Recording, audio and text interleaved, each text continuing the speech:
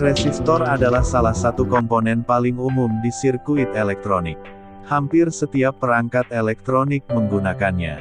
Pada dasarnya resistor adalah komponen elektronika pasif dengan nilai resistansi tertentu yang digunakan untuk membatasi dan mengatur arus dalam suatu rangkaian elektronik. Resistor atau bahasa Indonesia biasa disebut dengan istilah resistansi atau tahanan dan sering disingkat huruf R. Satuan hambatan atau hambatan adalah ohm, ohmega. Nama ohm diambil dari pendirinya, fisikawan Jerman Georg Simon Ohm.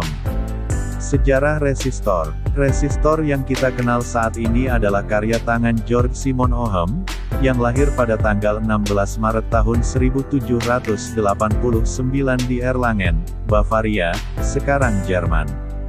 Dia meninggal pada tanggal 6 Juli tahun 1854 di Munich, Bavaria, Jerman. Ohm berasal dari keluarga Protestan. Ayahnya, Johann Wolfgang Ohm, adalah seorang tukang kunci, dan ibunya, Maria Elisabeth Beck, adalah putri seorang penjahit.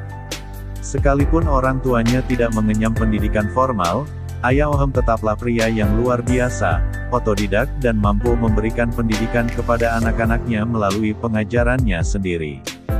Jika semua saudara laki-laki dan perempuan Ohm selamat, dia akan menjadi anggota keluarga besar, tetapi, seperti biasa pada hari itu, beberapa saudara laki-laki dan perempuannya meninggal di masa kanak-kanak. Hanya 3 dari 7 bersaudara yang lahir dari John dan Maria Ohm yang selamat.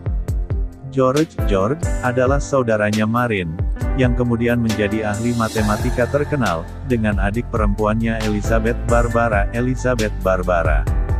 George dan Martin dipengaruhi oleh ayah mereka sejak mereka masih muda, yang memungkinkan mereka mencapai standar tinggi dalam matematika, fisika, kimia, dan filsafat.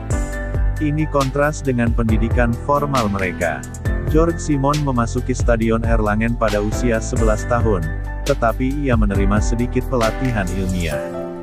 Padahal, di sekolah, orang sangat memperhatikan menghafal dan menafsirkan teks. Ini sangat kontras dengan ajaran yang diterima Georg Simon dan Martin dari ayah mereka.